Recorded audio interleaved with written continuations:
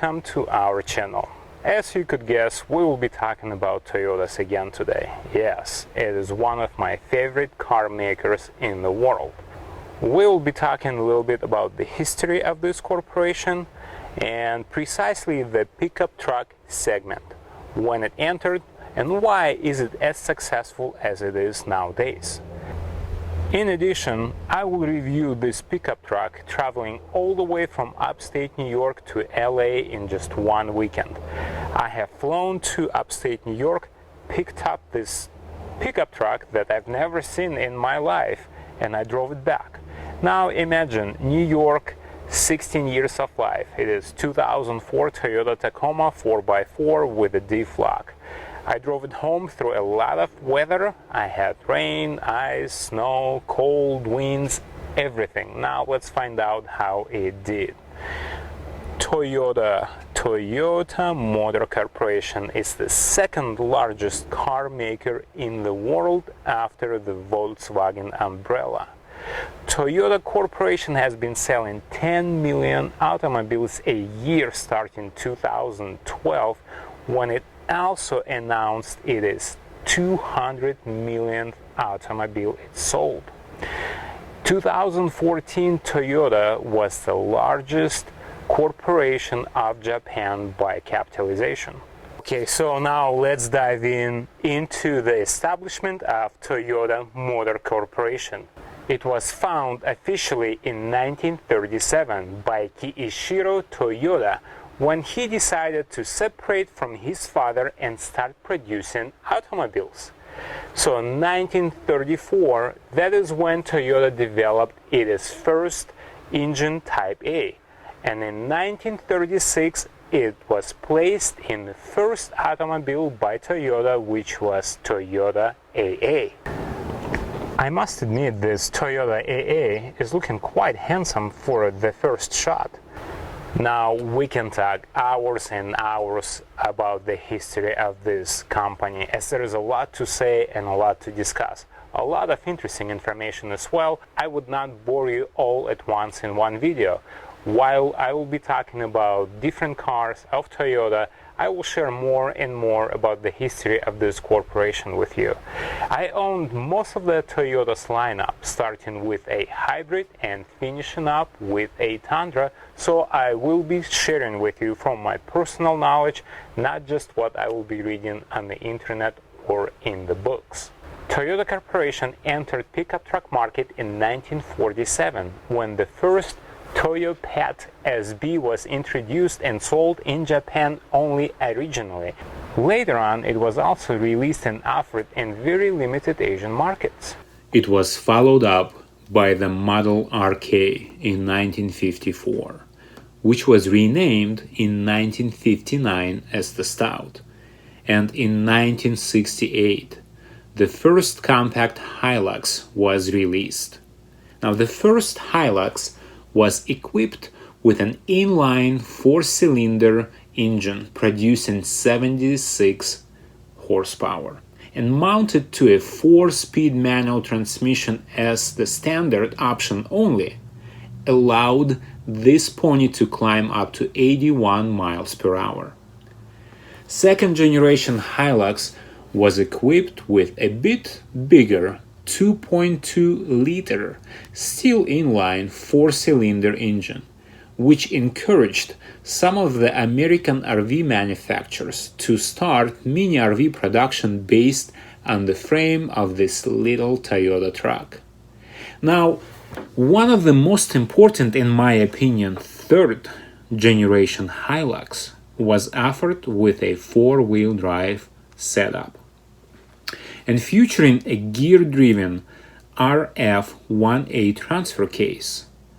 This transfer case is unique, as it was referred to as a dual or triple transfer case, resulting in a much lower overall gear ratio, increasing the torque tremendously.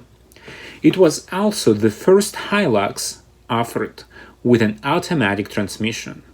I believe it is here, with the Hilux Gen 3, when Toyota started its engineering pathway to producing the true off-roaders. And in this trim, this little truck looks quite handsome and personally the best looking of its era. Fourth generation Hilux marked itself in 1984 with introduction of an extended cab, independent front suspension, and optional automatic differential disconnect. Also now, the base petrol engine is producing 97 horsepower with 128 pounds-feet of torque, and a turbocharger would help you to be at 135 horses with 173 pounds-feet of torque. In addition, a V6 was introduced and a diesel motor in few configurations.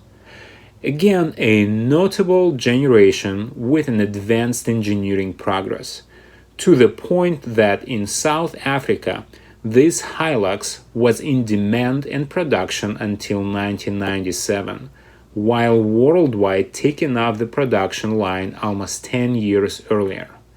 And this is the Hilux that ended up in the Top Gear Museum after Clarkson, Hammond, and May could not destroy this truck, and after multiple attempts recognized it as a benchmark in their own museum. The fifth generation of 1988 introduced a longer wheelbase option, and now one-piece cargo box eliminated the rust issues at the seams comparing to the earlier models. The extra cab received more room behind the front seats, allowing optional jump seats as well. During these years, Hilux received multiple awards worldwide. This was the generation also when Toyota discontinued Hilux in the United States, replacing it with a new Tacoma for the 1995 model year. I'm not sure why Toyota would not change the model name worldwide, as the meaning of Tacoma derives from the Latin prefix meaning to go beyond. Although it was said that the name came from some Northern American tribe, I'm going with the Latin root. First generation Toyota Tacoma was actually designed in California under Kevin Hunter. While focused to appeal to the general population, Toyota decides to improve the ride quality, comfort, handling, and safety. In my view, the exterior design was the most successful prior to the first facelift, promoted by Yusuke Fukushima in 1998. Now what we are seeing here today is the last facelift of this generation, and it's definitely not my favorite look of a Toyota truck. And I wish it would look more like, let's say, an FJ80. Nevertheless, the truck is still rugged, tough, and frame-based.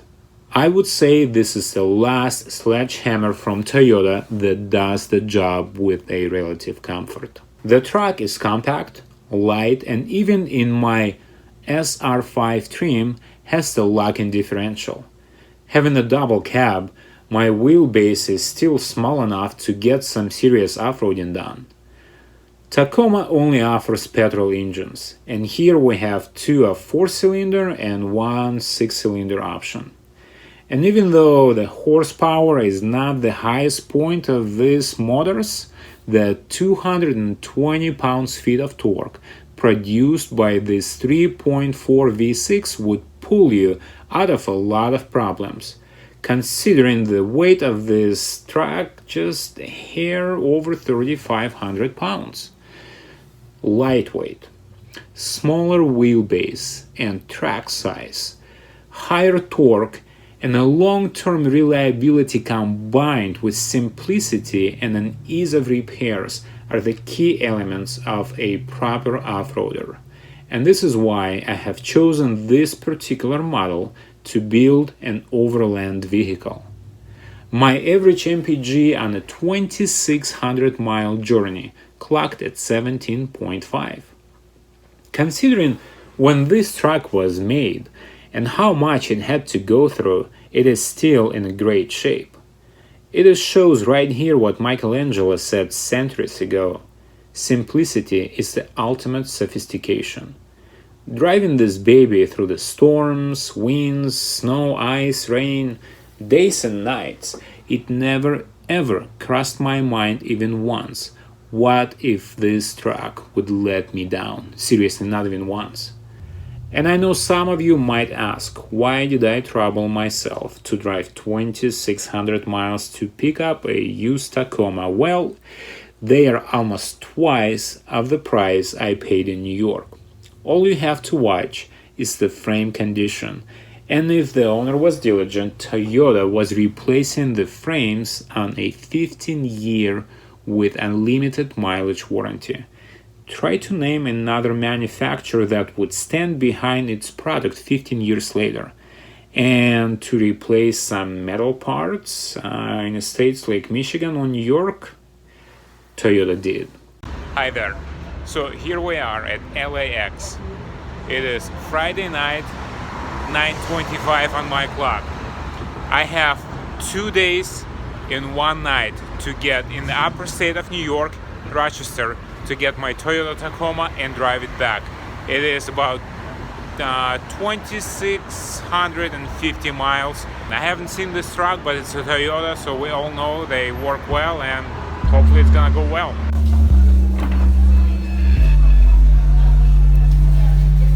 So I am past the security control at United Terminal 7, LAX airport.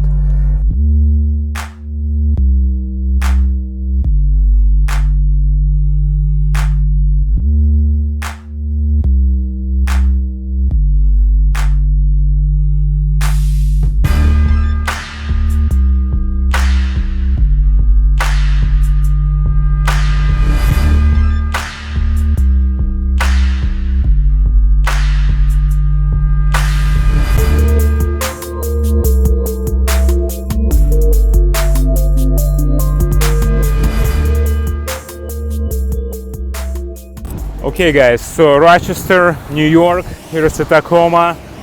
A little bit of the rust on the bumper. Tires are in great shape. The frame has been replaced by Toyota not long time ago. Thumbs up, it's a one owner. Had to clean it up on the inside a little bit, but we're gonna take the start.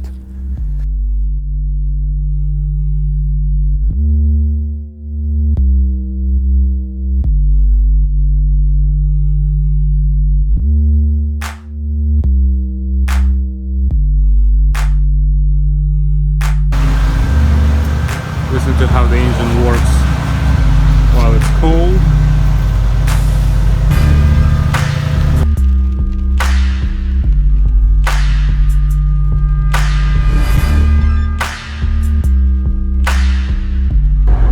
Pretty good. It's a nice, solid, working pony. You know, it reminds me of my FJ80 that I used to own in the past. Strong, solid, and gives you the assurance that it can do anything for as long as you need it to. Surprisingly enough, the seats are very comfortable too. I've been in here for close to 3 hours and my back is not tired. There is plenty of support in your lumbar position and side to side, on your cushion and on your back. Check this out, guys. Nothing is going on. That's just, you know, when it was made. Time shows. The manufacturing, the engineering is a lot more precise now, but here you go. Oop. Absolutely zero movement of the truck. A little bit of an accident here and there.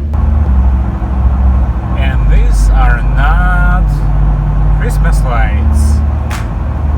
This is a forest of turbine electric generators. So I've been on the road 16 hours and I covered 1,005 miles. A lot of weather today and my brain is just shutting down. I'm gonna take probably 2 hours sleep. Okay, so here we are, guys, on the border between Iowa and Nebraska. After 3 hours of sleep, I am up. I feel great. Solid 3 hours of sleep. Toyota worked. I love sleeping in the cars. You know, it's nostalgia of what I was doing when I was young. Driving cars cross country, delivering them, and I sleep in the car. Yes, I enjoy it. It's fun. I love it. And that's preparing us for what we're gonna be doing with this truck in the future. A lot of traveling. Yes, I am at the Love's station again. Man, it's cold. Look at her, the working girl. Love the Toyota. Love them. Man, these are like such solid cars, and for especially what we're doing now, traveling cross country and barely avoiding the heavy storms and gotten a couple light ones, this is the one to have. Hey, for those of us from the 90s, remember SF base? Let's check it out. Let's see how the fluids are doing there. The coolant is in great shape. Missing the cap for the windshield washing fluid. Looks like the battery is pretty old. Everything is great. As you can tell, that the brake fluid is in great shape, and so we're in good shape. We're gonna make it without problems. There is enough space in the back. It does look as a compact or a small type of vehicle, but look at this. I could totally be fine here for a long journey. You would have to switch your position a few times, but overall it's not too bad. I've been in a lot smaller cars in my life, and considering the outside, the exterior dimensions of this vehicle, I think Toyota did a great job. Plenty of head space, shoulder space. Again, if you are my type of complexion, this truck will be suitable for you. And definitely, if you're traveling just you, your wife, and couple or 3 kids in the back, thumbs up. Storage compartment here, and that would be pretty much it. Hey, you know, it's a Toyota, it's not Lexus. You wanna go up, get a Lexus LX GX, and you will be in a lot better position for a long travel. This is a working horse, and that's what we're talking about today. Plenty of ground clearance, that is for sure, even with these side steps. I'm not foreseeing any problems off-roading. The box, you know, it does look shallow, but again, it's a small size truck, and looking inside of this bed, there is actually plenty of space for storage. And if you're working on a small scale of construction or any sort of agricultural, this will serve your needs. The entrance in and out would not be too hard. You got a sliding window in the back, one light for the whole truck. Not a big deal. You still get what you need. It works. I tested it. You know, the upholstery of the seats, and as you can tell, the doors is in great shape. And I can tell that this truck had seen a lot of working hours, and it survived well. Every single button, every pull, every knob, every switch, everything works. There are no tears. There is some imperfection here in the door panel. Here's the cabin. Here is where the magic happens. It is again simple. It is what you need. It's where you need it. I definitely do not need to guess where is what. In Toyota's simple engineering, everything is placed intuitively. All the control buttons and knobs, even driving this truck the first time at night. The only one issue I found, I could not find this control first, the 4-wheel drive. I was not aware that there is a button on the side, and it happened to be during night when I had to learn it.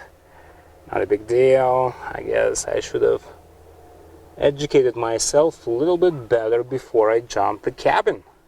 I just cannot get over that nothing is deformed, nothing has cracked, and there is not even one squeak or crack or any sort of noise.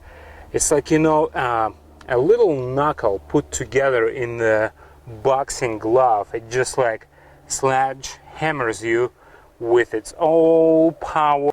Great job, Toyota. I am on the outskirts of Denver, and I plugged in the GPS, the navigation, where the affordable gas station is, which is from here about 27 miles according to my GPS. The problem is that I still haven't seen my low fuel gauge lamp or light working on. So the light came on, 23 miles to go at the time. I am not sitting on my bottom, I'm sitting on the muscles all around it. It's been laying like that for a while. Давай, Toyota, you can do it. Go, go, go, girl, help us. 3.6 miles. Something also got loose in the back. I don't know if it's a spare tire or the gate, but before Denver it was quite bumpy and something came loose. I'm not sure, something is, as you can, I don't know if you can hear, but it's like aftershock. After I hit the bump, something is like wiggling, something is bumping in the back. Парни, мы доехали, вот наша заправочка, вот она, родимая! 17.3, so there was 1.2 gallons left. That's on the first click. Actually not too bad. That's first time this Tacoma gave me 300 miles on one tank. Actually, so 1 gallon left. About once the light comes on, there is about 40 miles you have left to go. This engine is not the most powerful out there, but it's doing its job.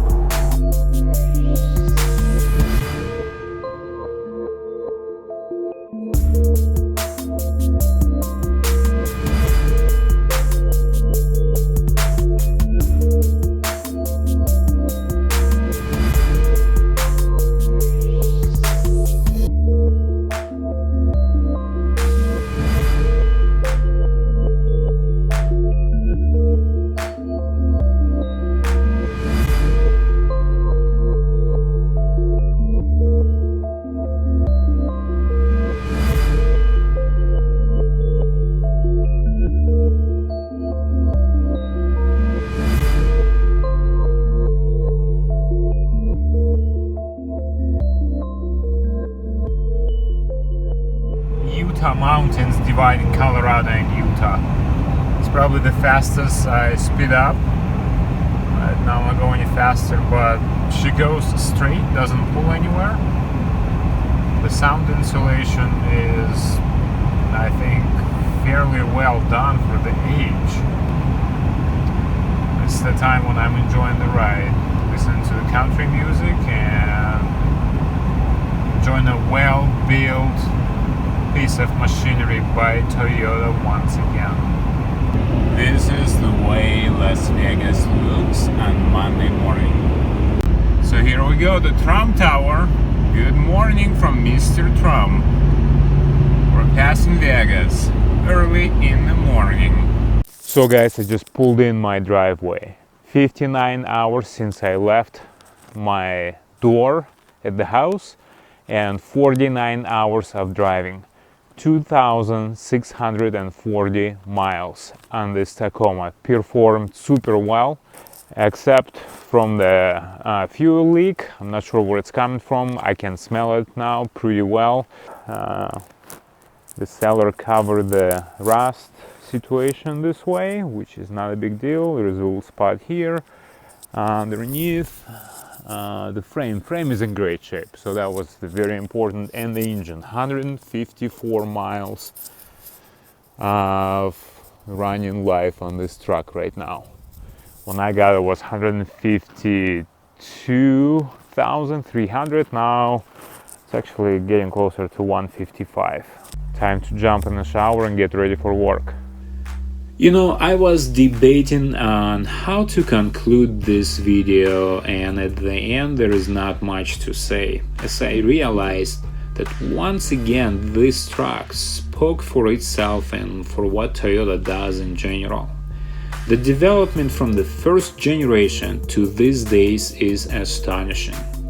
Toyota's engineers worked hard, progressively yet conservatively, to provide us with reliable, dependable, and yet fun vehicles that we enjoy playing with, can rely on when work needs to be done, and most importantly, get to the places where only Toyotas can get us to. In my opinion, this particular model is a defined transition from where these trucks originated and to what they are right now. And when I get behind the steering wheel of this truck, I get to touch the history and get to drive some of the Hilux N30 and Toyota Land Cruiser FJ80. Guys, thank you for watching this video. Please don't forget to like, subscribe and share, and I hope to see you in the next video. Goodbye.